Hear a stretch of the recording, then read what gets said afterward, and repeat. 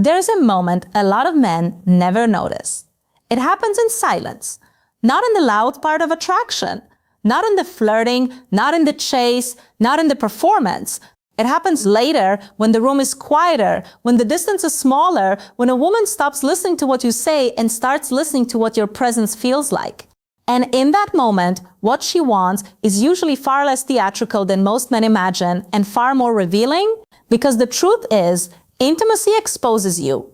It exposes whether you're trying to connect or trying to prove something, whether you know how to be present or only know how to escalate, whether you understand a woman emotionally or you're just repeating what culture taught you desire is supposed to look like. If you're here for truth instead of fantasy, subscribe now. Not because a channel needs a number, but because you need a standard. And the moment you start choosing clarity over performance, you stop consuming noise and start building depth. That decision changes more than dating. It changes the way you carry yourself everywhere.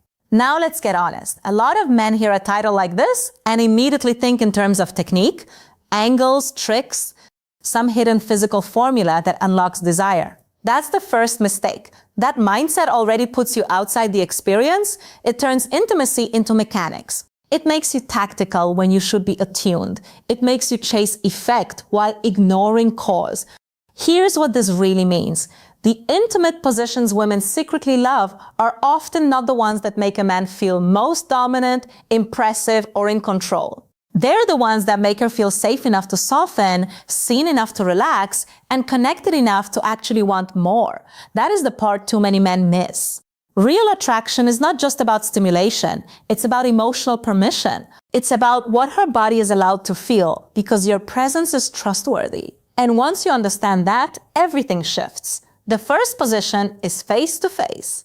Simple, almost too simple for men who've been conditioned to believe desire must always be dramatic to be real. But face-to-face carries something powerful, emotional exposure. She can see you, read you, feel whether you're hiding.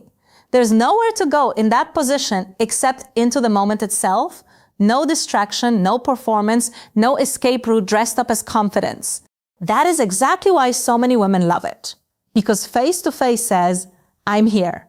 Not halfway here, not physically close and mentally elsewhere. Here, your eyes are available, your attention is available, your expression matters, your breathing matters, the pace matters, the emotional tone matters. This is not about consumption, it's about contact. And most men are more uncomfortable with that than they realize. Why? Because eye contact inside intimacy is revealing. It forces a man to confront whether he can remain grounded while being fully seen. A lot of men can initiate, fewer can stay present. A lot can create heat. Fewer can hold tenderness without feeling weak, awkward, or exposed. But a grounded woman feels the difference instantly. She knows when a man is using intensity to avoid vulnerability. She knows when confidence is real and when it's just armor with good posture. That's the hard truth. The second position is side by side, close enough that the bodies are aligned, relaxed, unforced, almost like the world disappears for a minute and there's no audience left to impress. Maybe it's her leaning into your chest. Maybe it's your arms around her with nothing rushed in the energy. Maybe it's a quiet stillness that says more than words. And yes, to a man obsessed with fireworks, this can sound too calm to matter.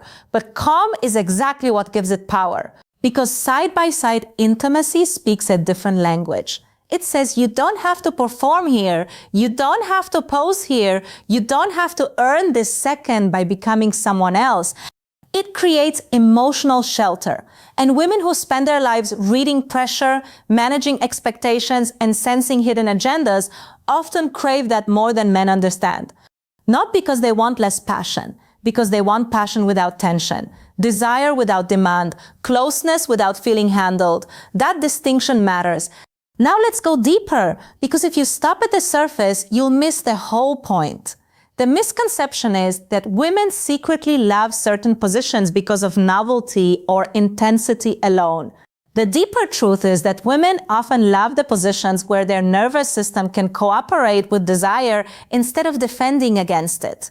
If she feels rushed, watched, assessed, or subtly pressured, even physical closeness can feel lonely, even attraction can start to shut down. This is where male confusion begins. A man says, but I'm doing everything right. Maybe mechanically, yes, but emotionally, maybe not.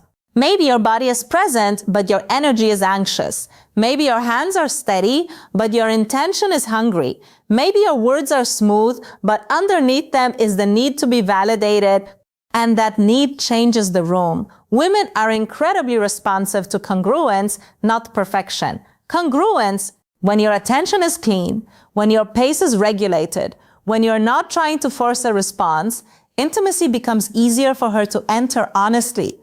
But when you're pushing for a reaction, even subtly, she feels the weight of that.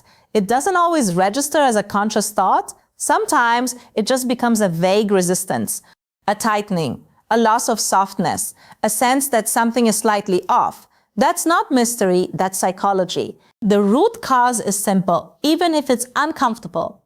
Many men approach intimacy like a test they need to pass. They're not in the moment. They're measuring themselves inside it. Am I doing enough? Is she responding enough? Am I desirable enough? And when a man is trapped in that internal evaluation, he cannot truly connect. He can only perform connection. That's performance, that's fear, that's avoidance wearing nice clothes. A self-respecting man moves differently. He doesn't rush to manufacture intensity because he isn't terrified of stillness. He knows that sometimes the most intimate thing in the world is not what happens next, but how fully he can remain present now. He understands that face-to-face matters because it invites trust. He understands that side-by-side matters because it allows exhale. He doesn't confuse aggression with masculinity or pressure with passion. He doesn't need the moment to look powerful. He wants it to be real. Picture him clearly. He has a life outside romance. A real one. Responsibilities, direction, a mind he has worked on, a body he takes care of, not out of vanity, but out of respect. He listens without faking depth. He makes decisions without making a show of leadership. He's emotionally steady enough that a woman doesn't feel she has to manage him. When he's close, he's close. When he's quiet, the quiet is calm, not empty. He doesn't treat intimacy like a stage for his ego. He treats it like a place where truth gets louder. That man is rare. Not because it's hard to become him, but because most people would rather learn lines than learn themselves. And there is a cost to not understanding this. A real one. If you keep approaching intimacy through the lens of image, you will slowly train yourself out of genuine connection. You will become the kind of man who knows how to push moments forward, but not how to deepen them. The kind who mistakes movement for meaning. The kind who gets confused when attraction fades, even though on paper everything seemed to happen. And over time, that confusion can harden into resentment. You start blaming women for being complicated when the truth is you never slowed down enough to understand what they were actually responding to. They weren't only responding to position. They were responding to emotional atmosphere. Read that again in your own mind. Atmosphere. The room between you, the pace, the safety, the way your attention lands on her. The absence of pressure. The presence of real desire, not needy desire, not approval-seeking desire, but desire that can breathe. So what should you do with this? Not as a tactic, as a shift. Start noticing your own urgency. The next time you're close to someone you want, pay attention to whether you're trying to move the moment forward or understand the moment you're already in. Those are not the same thing. One is control, the other is awareness. If you're face-to-face, don't use eye contact like a performance cue. Use it like a bridge. Let there be a second where you're not trying to signal anything. Just be there. Let your expression be human. Let warmth exist without immediately turning it into intensity. If you're side by side, don't underestimate what calm closeness does. Stop thinking every intimate moment has to peak to matter. Sometimes the deepest desire is built when someone feels they can rest against you without losing themselves.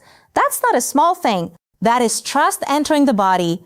And if this sounds too soft to the part of you that still worships adrenaline, ask yourself something better. Why does steadiness feel so unfamiliar that you confuse it with weakness? That question matters. Because a lot of men are not uncomfortable with women. They're uncomfortable with calm. They need noise to feel powerful. They need speed to avoid feeling exposed. They need intensity because presence feels too honest. But real intimacy has a way of stripping all that down. It asks, can you stay? Can you regulate yourself? Can you connect without trying to dominate the emotional weather of the room? Can you care about how the experience feels for her, not just what it means about you? That's maturity. And once that maturity starts growing in you, your whole energy changes. You stop hunting for secrets and start becoming someone safe enough, grounded enough, and awake enough to make closeness feel meaningful. You stop asking what position works best and start asking what kind of presence makes intimacy deepen naturally. That is a much better question. A much more dangerous question too, because now the answer requires self-work, not just information. Good. You need that. Because your life will always rise or fall to the level of your self-awareness in relationships, in attraction, in every room you enter. And the man who learns how to be calm without being passive, strong without being hard, intimate without being needy, becomes unforgettable for reasons that have nothing to do with performance and everything to do with emotional truth. So yes, face-to-face matters, side-by-side matters, not because they are secret tricks, but because they reveal a deeper principle. Women often respond most deeply to the forms of closeness that allow trust and desire to exist together, not against each other. Together. That is your perspective shift. Stop chasing the most impressive version of intimacy. Start building the most honest one. You do not need to become more theatrical. You need to become more present. You do not need more force. You need more awareness. You do not need to rush toward intensity. You need to become the kind of man who can hold connection long enough for intensity to arise on its own. That man is not guessing. He is not grasping. He is not trying to win the moment. He is inhabiting it. And you can become him. Not someday, now. In how you breathe, in how you slow down, in how you stop using intimacy to patch holes in your identity and start approaching it as an expression of who you already are. Whole enough to be present, disciplined enough not to rush, honest enough not to hide behind techniques. That is the reset. You are not here to become better at looking desirable. You are here to become more real, more grounded, more emotionally clean in the way you connect. You are here to build a presence that creates safety without losing strength, depth without losing direction, desire without losing dignity. If that's the path you're on, subscribe and stay close. This is for people who want more than surface-level attraction, a community built around clarity, discipline, and growth. And if you keep choosing that, you won't just change how women experience you, you'll change how you experience yourself.